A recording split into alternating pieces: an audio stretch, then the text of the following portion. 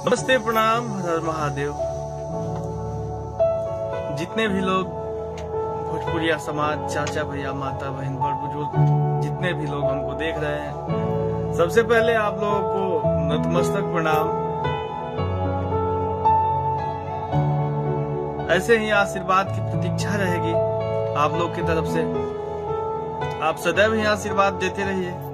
विजय चौहान कुछ ना कुछ करता रहेगा। अच्छा, आज आप लोगों के समक्ष एक कहानी बताने जा रहा हूं। लगभग लोग इस कहानी को जानते भी होंगे, फिर भी मैं अपने द्वारा स्मरण करा रहा हूं आप लोगों को। अगर बच्चे से कोई गलती हो जाए तो उसके लिए क्षमा प्रार्थना। एक समय की बात है, एक नन्ही सी मासूम सी चिड़िया समुद्र के किनारे, जहां लहरें उफान मार रही है, उस समुद्र के किनारे अपने छोटे छोटे अंडों को पाल रही होती है अपने घोंसले में। पालते पालते पालते पालते दो चार 10 दिन गुजरता है और एक दिन अचानक से एक भयानक तूफान आता है समुद्र में। समुद्र में तूफान आने के पश्चात होता यह है कि चिड़िया तो बड़ी रहती है, सयानी है, तो उड़ जाती है, लेकिन चिड़िया के अंडों को समुद्र अपने अंदर समाहित कर लेता है। बहुत बुरा लगता है चिड़िया को, और चिड़िया बहुत तेज गुस्से में आके समुद्र को बोलती है कि मैं आपको सुखा दूंगा, मैं आपको सुखा दूंगी। चिड़िया बाहर जाती है जंगल में। जंगल से छोटी छोटी लकड़ियां, छोटे छोटे कंकड़ पत्थर लाके उसमें डालने लगती है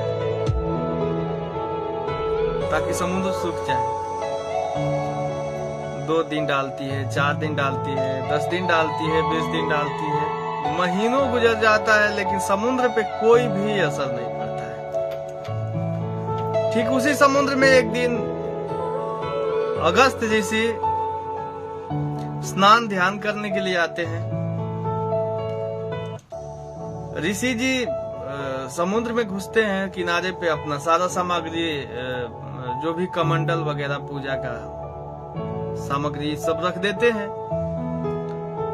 किनारे पे। तो जो तूफान चिड़िया के अंडों को डुबोया था, ठीक वही तूफान एक बार फिर से आता है और बाबा के कमंडल को, सारे सामग्री को अपने अंदर समाहित कर लेता है, बहा ले जाता है। अब बाबा तो ठहरे एक तपस्वी ऋषि, उनको आता है बहुत तेज गुस्सा। बाबा अब स्टार्ट करते हैं गुस्से में समुद्र के पानी को पीना। बाबा स्टार्ट करते हैं और कुछ ही समय में समुद्र के सारे पानी को, सारे जल को सोख लेते हैं बाबा। इधर चिड़िया भी अपने काम में लगी हुई होती है। जैसे ही समुद्र का पानी सूखता है तो बेचारी वो छोटी सी चिड़िया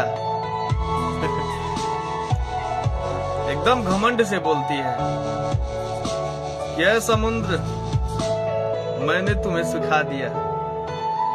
लेकिन नहीं, समुद्र को चिड़िया ने नहीं सुखाया, समुद्र को तो अगस्त ऋषि ने सुखाया। ठीक उसी प्रकार का माहौल अभी हमारे भोजपुरी सिनेमा जगत में उत्पन्न हुआ है। कुछ चंद यूट्यूबर लोग, कुछ चंद पेज वाले लोग आके और अपने पेज के माध्यम से, अपने यूट्यूब चैनल के माध्यम से इसकी माँ की गाली, उसकी माँ की गाली, इसकी बहन की गाली, उसकी बहन की गाली दे रहे हैं। और लगातार ये क्रम इतना बढ़ता जा रहा है, इतना बढ़ता जा रहा है कि थोड़ी सी अश्लीलता थी और मुझे लगता है कि इन लोगों के चलते काफी ज्यादा अश्लीलता बढ़ चुकी है हमारे भोजपुरी में। क्योंकि किसी भी सोशल मीडिया के माध्यम से जिसको मन चाहा उसको गाली दे दो, इसकी माँ बहन कर दो, उसकी माँ बहन कर दो, बिना किसी मतलब का भी 2 पैसे कमाने के लिए ये लोग सोचते हैं कि हमारा चैनल बढ़ेगा। मोनेटाइज तो हो गया है, 1000 सब्सक्राइबर हुआ यूट्यूब पे, 4000 घंटे व्यूज हुए, चैनल तो मोनेटाइज हो गया। अब उस पे किसी को भी गाली दे दो, चाहे वो कोई भी हो, कोई कलाकार हो, चाहे कोई बजाने वाला हो, चाहे कोई लिखने वाला हो, किसी को भी गाली दे दो, माल तो आ रहा है, यूट्यूब दे रहा है माल। लेकिन हमारे जितने भी श्रोता, भगवान रूपी जनता हमारी, जितने भी लोग हमको देख रहे हैं, सबसे हमारा हाथ जोड़कर पैर पकड़ के ये निवेदन है कि इन यूट्यूबर्स को, इन फेसबुक चैनल वालों को आप लोग बायकॉट कीजिए, ताकि ये लोग हमारे समाज को गंदा ना करें। ये लोग का क्या औकात है गंदगी हटाने का? गंदगी हटाने का कार्य केवल कलाकार ही कर सकता है, और सारे कलाकार अगर मिल के चाहे तो ही गंदगी हटेगी। किसी को गाली देने से और गंदगी बढ़ेगी। और जो भी कलाकार भाई लोग हमको सुन रहे हैं, आप लोगों से निवेदन है कि बचपना छोड़िए और ये सब गंदगी बढ़ाना बंद कीजिए आप लोग।